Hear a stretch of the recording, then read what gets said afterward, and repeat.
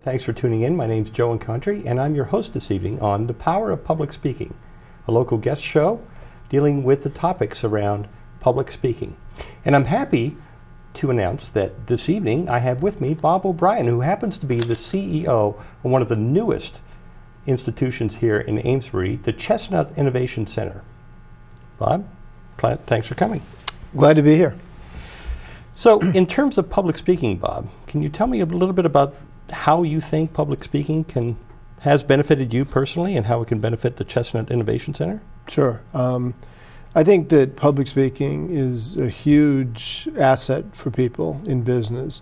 And for some of us that had the opportunity to get extensive training in that area, kind of made it easier. But now that we deal with early stage companies, young companies, small companies, what it requires is that the CEO of those companies not only be the brightest guy in the room and invent a new product, but be able to represent that product.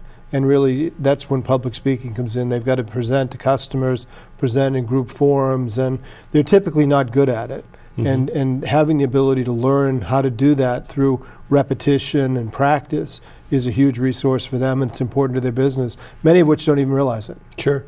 Now, what's been your experience in terms of getting to appreciate how public speaking can benefit you personally, has benefited you personally? Being horrified initially when you start out trying to do it, and then you, through training, get to practice and get to learn, and eventually you get to a point where you're comfortable doing it, and you really feel as though you've connected with your audience. You're not just putting a pitch out there or making a spiel, you're talking to the people in the audience and you're communicating with them effectively. Excellent. Now, have you been exposed to any formal training in terms of public speaking? Little bits, but over my probably 30-year career, so I have had training, but there's no training like on the job doing it and repetition. Have you explored available sources for training on public speaking or how to improve public speaking?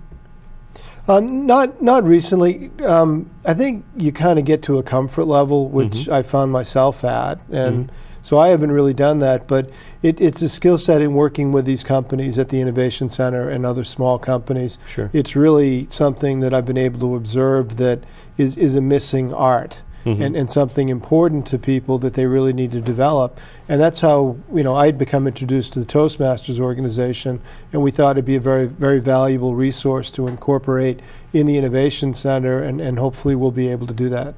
So can you expand on that a little bit in terms of what you expect Toastmasters to do in Amesbury?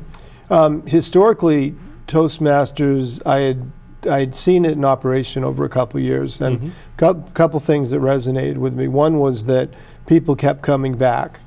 Two was they enjoyed it, and three felt as though they really got something out of it. And when you hear that enough times, you begin to think there's something there, and there's something there that we should replicate. And in dealing with, I've dealt with some brilliant people, as owners of companies, whether they're chemists or engineers or athletic products and so forth. But a common theme has been they're not good at representing the product. They're not good at being able to articulate what's important to their product, to the audience, to the people that are interested in buying the product, and they really need to be better at it. So we thought that a new resource that we wanted to add at the Innovation Center is the ability for owners of companies to develop these types of skills that are useful, that they most likely don't have, and would be very valuable to the success of their business. And at the Innovation Center, that's really what we're all about, is helping businesses be successful. So I'm going to ask you a bit of an off-the-cuff, strange question perhaps, but if you were able to monetize the value of public speaking for a small business owner or somebody starting out in business, would you be able to do that?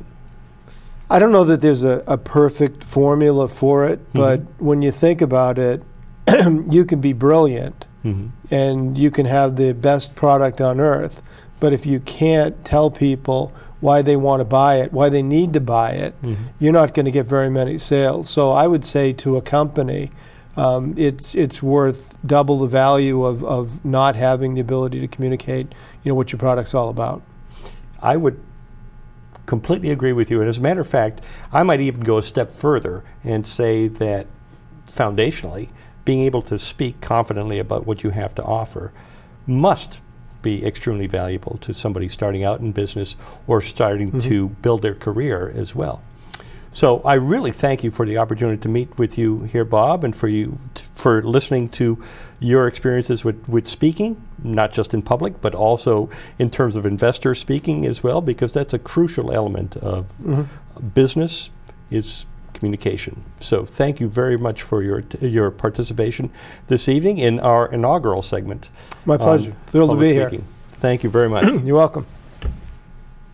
So I've come up with a family emergency plan. Great. What is it? It's difficult to talk about, so I'm not telling you. How will we know what to do? You won't. I'm so glad I won't have to remember anything. And me too. Thanks for this, sweetie.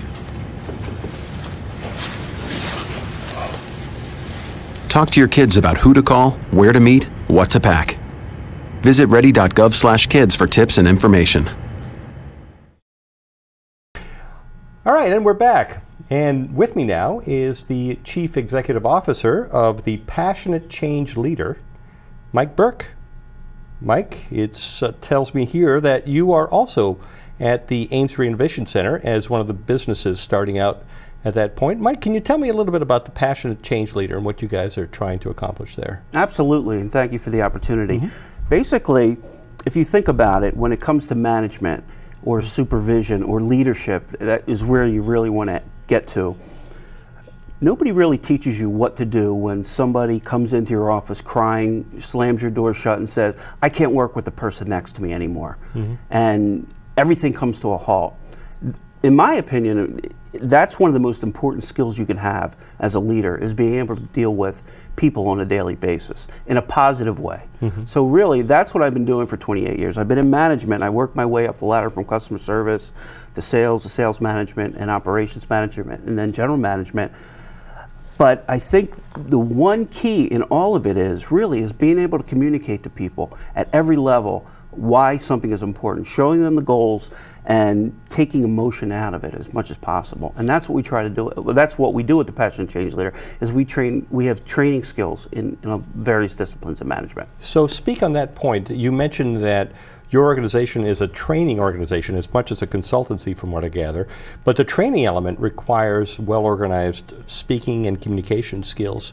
So in your experience, how did you gather those skills, and what would you recommend for people trying to improve their public speaking opportunities or public speaking skills? Absolutely. Well, I was lucky. Early in my career, one of my managers, he was kind of my mentor, sent me to school to be a frontline leadership trainer. So I actually went to, the company was called Zenger Miller, and I went and took all these courses on people skills, production, all different types of skills necessary to communicate to your employees. And what I would do is I would learn that stuff, and then I would teach it, and then I would go back to my real job, was training in customer service or in warehouse management, and use those skills and kind of hone my skills. So when I would actually train someone, it really gave me credibility amongst my peers, but it also gave me credibility within myself to know that what I'm using, it actually works. So it was a great experience for me. Awesome. So in your current opportunity here as starting out with a new program, that's quite a challenge. So have you used your communication skills outside of the training of your customers, but to actually be able to find people that believe in you? So in the selling element of the business, have you found that there are specific skills that you need in that area to be able to promote yourself? Absolutely, and I'm learning them. I don't want to pretend I really am where I need to be, but I think you really need to be passionate about what you do and what you believe in. And what I'm trying to do is get my point across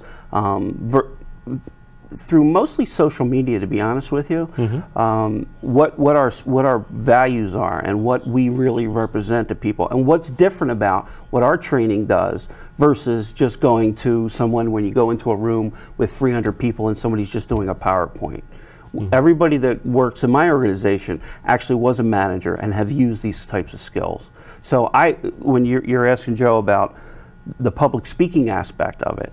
I'm really trying to hone that and develop a message beyond that. But the Toastmasters is really helping me because it's forcing me to put what I want to say on paper and then practice it in front of a group that I'm not actually trying to sell to. I'm just actually trying to hone my brand or my speech. Cool, excellent. Well, to that point, we were talking to Bob when you're actually the head of the Amesbury Innovation Center, where you're currently hosted, and he mentioned that he thinks that Toastmasters can bring value to Amesbury, the collective Amesbury, not just the people at the Amesbury Innovation Center. Do you have any thoughts on that and how you think Toastmasters can help general people at large, the listening audience, for example? Absolutely. Getting in front of people is one of the scariest things that anybody can do. I think we've all been there. When I first started, I remember shaking and get in front of a group of people that I work with on a daily basis, and then you get in front of other groups. So just the fact that you have an outlet or a venue that you can actually get in front of people and speak and practice and get comfortable, I just think that's priceless. And for it to be available to us in Amesbury, I think is fantastic for all of us. Well, I would tend to agree with you, since I am also a Toastmaster member, and I would tell our listening audience that Toastmasters provide a lot of value. And as Mike so aptly put it, there are a lot of elements of communication that are worth practicing, and Toastmasters provides an adequate, if not superlative, way of actually accomplishing that. So thank you very, very much, Mike, for spending a few minutes with us and explaining what you do at the Passionate Change Leader, and also to express how public speaking can benefit you and others. So thank you for your time. Great being here. Thank you. Hey, Hard, what's this? That's my resignation letter. You're resigning? Why? Because you're constantly ignoring me, you're half as active as you used to be, and you get stuff like this. You've been putting me under a lot of pressure lately. That's why I'm ready to quit. I forgot. I'll do better. Please, don't quit on me. Okay, but remember, it's not what you say, it's what you do. Listen to your heart. Don't let it quit on you. Let's go for a walk. Uncontrolled high blood pressure could lead to a stroke, heart attack, or death. Get yours to a healthy range before it's too late. And we're back to the power of public speaking here on Amesbury Television. And here with me now is my latest guest, which is Bob Williams. He happens to be CEO of Star Construction, based in West Newbury, Massachusetts, just around the corner from us. And Bob, it is a thrill to see you here before me as we chat about the power of public speaking. You are a colleague of mine at the Clipper City Club. That's correct. And Toastmasters, and perhaps you can give me some insight about how public speaking has helped you in your career. Well, public speaking is a form of verbal communication, and as a business owner, one of the most important roles I have is communicating not only with employees but subcontractors, vendors, and clients, so they understand what we're going to do. So anytime you improve your ability to speak and communicate, it enhances things. Public speaking, when you're used to dealing one-on-one, changes the format a little bit. That creates the opportunity to deliver more information to more people, but it has to be correct. And it has to be articulate, and you have to have a way to lead into it, a good group of material that you want to actually present in the middle, and then you need to know how to wrap it up at the tail end. And we do that whether it be sales calls or whether it be training sessions and so forth within a company. But we also do local radio. Of course. And that's probably was more critical for me as far as public speaking, because on the radio there is no feedback.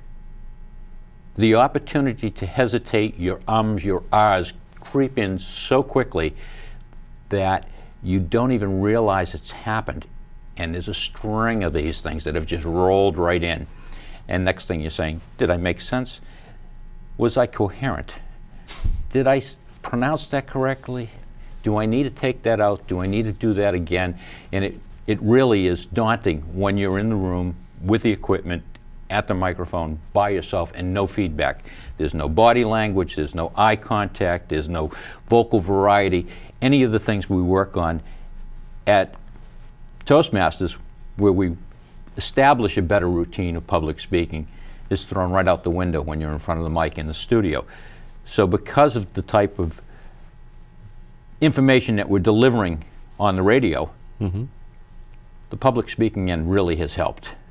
That's a fantastic insight, not just on your business element, but also on the radio. And I'm curious, perhaps you can give us some insight as to what you speak on, the content of what you speak on during your radio program, and how long you must prepare for to speak?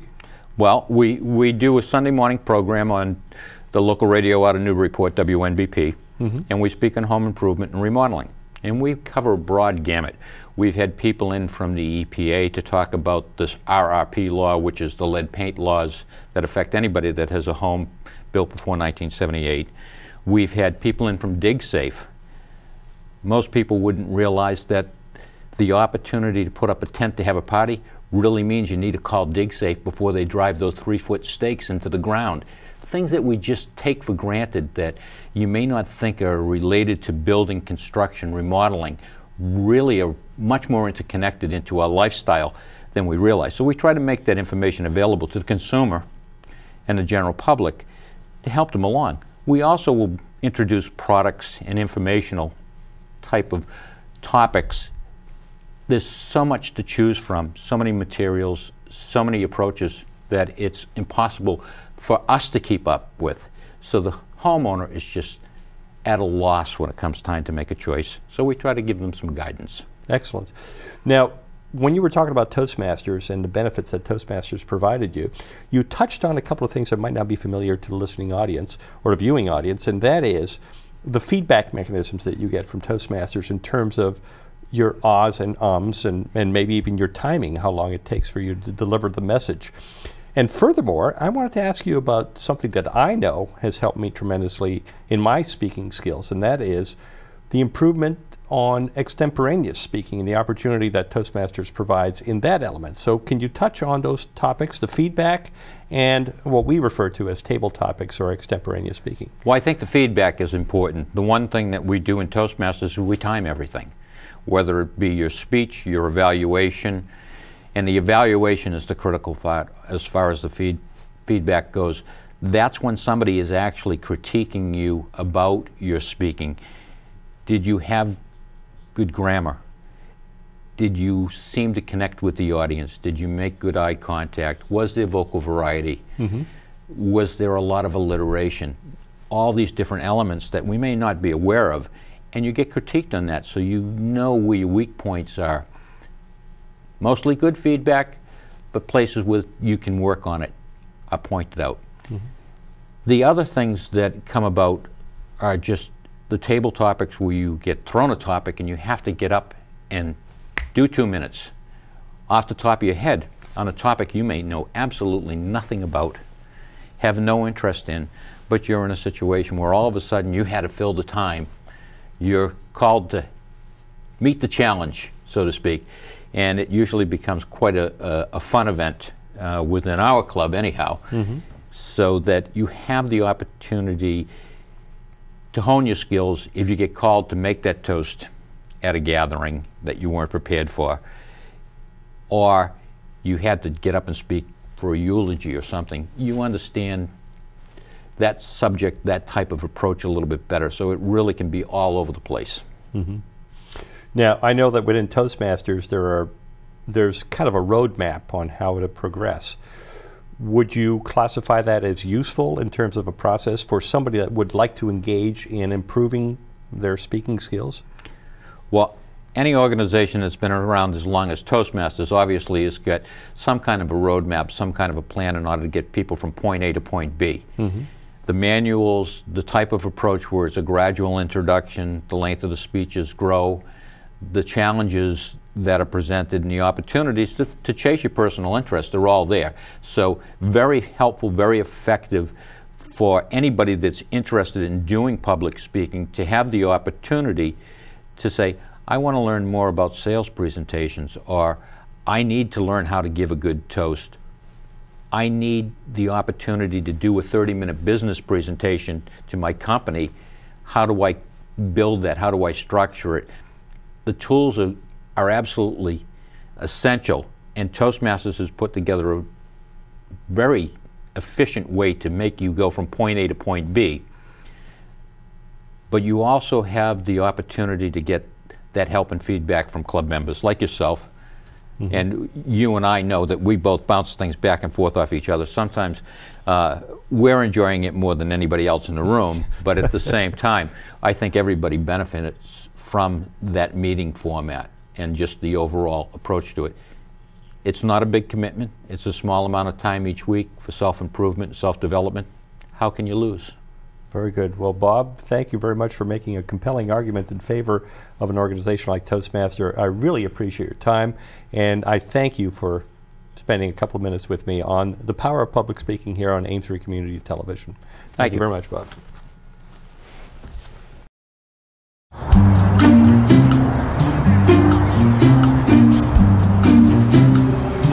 Don't worry, 74 people were picked before me in the NFL draft.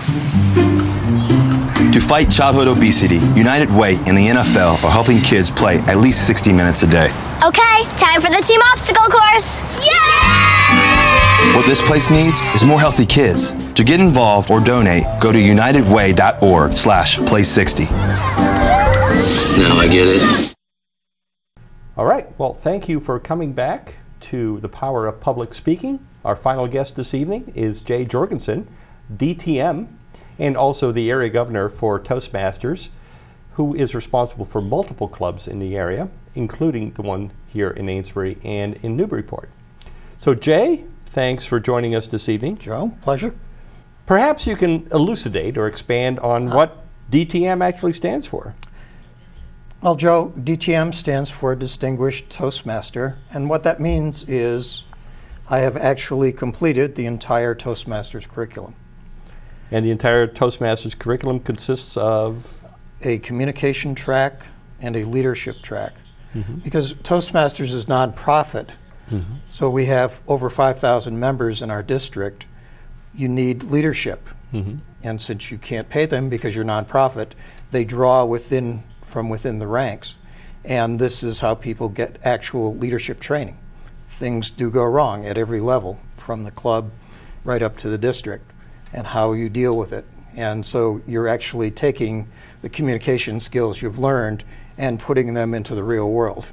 That sounds like a really interesting process, and also very appropriate use of the skills you've learned along the way in communication. And as we were talking about off camera, communication, if it's not used, what kind of a skill is it? And it sounds like Toastmasters has figured out a way to repurpose communication and get good use of it. And so tell me a little bit about, as a DTM, how that came to pass, and how did you first learn of Toastmasters, and what's been your road to get to this point? Well, I had heard of Toastmasters over the years, and I honestly was dealing with a bit of social anxiety, if you will, more than just a little, and was afraid basically to go to a meeting. But finally, just had to do it, took the plunge. And I can honestly say it's transformed my life, to being afraid to walk into a room with 3 or 4 people to sitting in front of a camera. So it's been a challenging road, but yet very rewarding. So, if you were to point to one specific element of your experience in public speaking that really stands out in your mind, what would it be? I think the thing for me that really brought it home was that I was able to, starting at the club level with my very first speech, shaking as many people do, just with a dozen people in the room, to finally getting up as part of your receiving your DTM award. The last thing you do is you have to speak to 200 or 300 Toastmasters and get right up there on the podium and prove that you've learned your stuff. And for me, that was actually life-changing, because as comfortable as I thought I was public speaking, when I was looking out at 200 or 300 experienced speakers and going, well, okay. So, no, it was good. It was scary, but got through it. Now, I didn't get a chance to ask any of our other guests this evening, but Would you say it's easier to speak for a long time or to speak for a short amount of time? Well, I think two things, yes and yes, because it depends on the context. If we do extemporaneous speaking and club level table topics, and if you're given a topic that you know nothing about and have no frame of reference of trying to say anything coherent, then a minute seems like an hour. But if you're talking about something that you're very passionate about and you know a lot about, then 10 minutes can go by in an eye blink. So the answer is yes and yes, and no and no, I guess. Very good. Way to steer around that difficult question. Yeah, you tried to trap me. But So let me ask you another question. If somebody was to be interested in public speaking and they came to Toastmasters and were struggling, is there any avenue for getting some assistance by anybody? Oh, absolutely. Part of the program is mentoring. And if you join a club, you would be given a mentor. And that person will help you navigate the ropes, but also give you moral support, because each project emphasizes a different aspect of public speaking. And you may do well on one, but then really stumble on another one. So your mentor is there to help you get over the hurdles and just give you that support and the information you need to get it done. So, excellent. So another question about speaking in general. It occurs to me that speaking requires a subject matter and requires expending some energy to actually put that subject matter into some organized thought and then delivering that. Do you have any suggestions for somebody about where they could find topics to speak on? Personally, because I've had to give so many presentations, my ears are constantly on the alert for something that could make a possibly good topic. I've given speeches. I'm into watching programs on science and archaeology and stuff. Those make great topics. Anything that's personal experience also is a way to really get a connection with the audience. So I've had this experience and I'm working through this problem. That's a great way to really connect with the audience. So there are a lot of, we live in a great, exciting world, and there are all these things going on. It's a matter of tuning into one of them and then organizing your thoughts about it. And part of Toastmasters is there's always a clock going. So you need to be succinct about it, organize your thoughts well, and then bring it to an effective conclusion. Very good. And speaking of an effective conclusion, the clock is indeed running, and we are nearing the end of our program right now. And I wish to thank you very, very much for spending a few minutes with us and expounding on your views on public speaking and how it's impacted you. Jay, thank you very much for joining us.